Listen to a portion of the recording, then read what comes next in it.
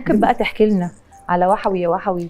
طبعا بعد اذنك عشان دي مهمه قوي. دي مهمه ومهمه بالنسبه لنا كستات. عايزه اقول لك لان انا بحب الحدوته دي قوي طب قوي، احكيها لي. لان الحدوته او الغنوه دي اتغنت احتفالا بست مصريه. ايوه. الست دي كانت ست يعني من الستات عارفه الست المصريه الاصيله. ايوه. الست دي كان اسمها اياح حطب. إياح معنى حطب. اسمها وحوي يا القمر وحوي راضي. اياحه.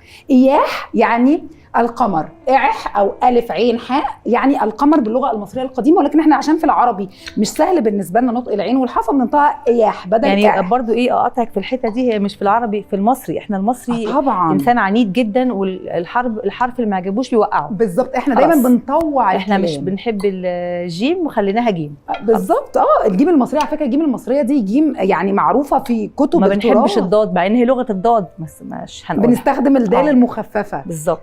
فالست دي بقى كانت ست مصريه اصيله جدا. عملت ايه؟ الجزء الشمالي الشرقي من مصر كانوا الهكسوس محتلينه. ايوه.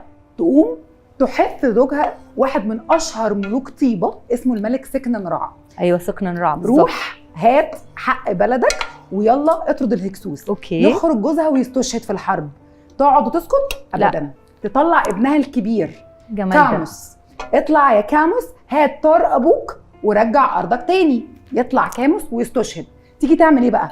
تلبس بنفسها البدله العسكريه وتاخد ابنها الصغير احمس وتركب على العجله الحربيه وتخرج كقائد لكتيبه حربيه. الجمال ده. وتروح مع ابنها وتحارب ويطردوا الهكسوس لحد الحدود الشماليه الشرقيه ويخرجوهم بره ارض مصر، وتبقى راجعه لابسه البدله العسكريه وتنون. على فكره اياح حطب اول امراه في العالم تاخد منصب جنرال عسكري، واول امراه في العالم تاخد وسام اسمه وسام الذبابات الثلاثه، وده ارقى وسام عسكري. ده قريب من الهيراركي بتاعت الجيش. ايوه هي جنرال. النجوم والحاجات دي بالظبط. الذبابات الثلاثه دي المصري القديم. عارفه الدبانه عنيده طبعا، تروح وترجع تاني، تروح طبعا. وترجع تاني، تروح. فهو كده فكره ان احنا طردنا الهكسوس، ان احنا كان عندنا عند سكننرع مات مش مشكله، كاموس مات مش مشكله، لحد ما نقدر نطردهم. وهي بقى راجعه في موكب الانتصار وراكبه على العربه الحربيه ولابسه البدله العسكريه وابنها احمس راجع جنبها.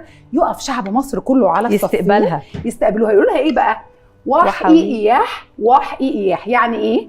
يعني يا فرحتي بعودتك ايها القمر. اياح يعني القمر، وحي يعني انا سعيد برجوعك او انا سعيد بعودتك. شفتي بقى؟ انا كنت عايزاكي انت تحكي القصه الحلوه دي. طبعا دي حاجه جميله جدا. فيرجعوا المصريين بقى يقفوا، فتبقى عاده عند الاطفال كل ما يشوفوا هلال شهر قمري يغنوا له يا فرحتي بيك يا قمر، اهلا بيك يا قمر. واحنا سميناها وحوي يا وحوي اياح، لحد ما بيجي العرب والمسلمين ويدخلوا ارض مصر ونقدس شهر رمضان ونقدس ليله الرؤيه ونعمل الفانوس. طب ونعمل الفانوس بتاعنا ده كان وقتها وقت المماليك. وبقوا العيال ياخدوه يغنوا الاغنيه وهم ماسكينه، وعلشان كده الفانوس ده بتاعنا. ما ينفعش حد يجي تاني يقول لنا مش بتاعنا. من العصر الفاطمي بالظبط، من ليله 5 رمضان سنه 969 ميلاديه، ليله استقبال المعز بدين الله الفاطمي. جوهر الصقلي قابله بموكب، الموكب ده الدنيا ليلت عليهم واحنا في رمضان، راح ماسكين ايه؟ مصابيح وفوانيس. دخل لقى القاهره جميله ومنوره، قال لهم ايه ده؟ خلوا الفوانيس لحد اخر شهر رمضان. دي بقى التركه اللي بقول لك عليها.